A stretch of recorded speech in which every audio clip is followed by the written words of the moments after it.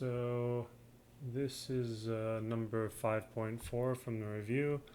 And the question says the weekly repair cost, X, for a certain machine has a probability density function, PDF, given by f of x equals cx times 1 minus x for 0 less than or equal to x less than or equal to 1, and 0 otherwise. And the cost is in hundreds of dollars. So for part A, we want to find the value of c that makes this function a valid PDF.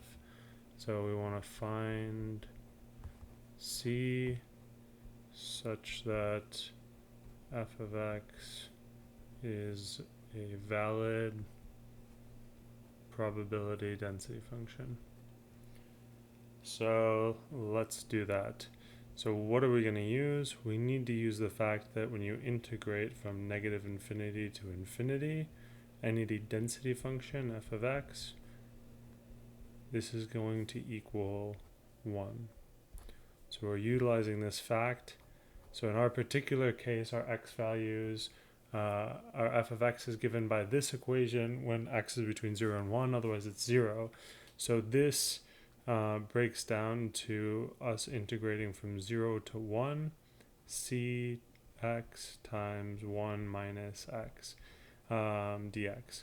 If you wanted to, you could break this up into 3 pieces from negative infinity to 0, and then you're integrating 0 there, because that's your f of x, plus what we have written, plus integrating from 1 to infinity, but we would be integrating 0 from 1 to infinity.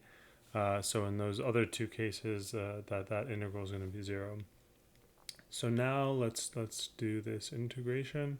So c is a constant with respect to x. We can pull that out, and let's distribute this x in. So we have c times the integral from 0 to 1 of x minus x squared dx.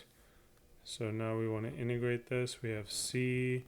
So we add 1 and we divide by the new power, right? So this is going to be x squared over that new power of 2 minus, we add 1 again, so that's 3, and divide by the new power, so divide by 3. And we're evaluating this from 0 to 1. Remember I said you can either put a line here, like that, or some people just put these bounds on the end of the brackets, typically. So now to evaluate this, we plug in the top number. So we plug in 1 and subtract off plugging in the bottom number. So this is equal to c. When we plug in 1, we get 1/2 minus 1/3.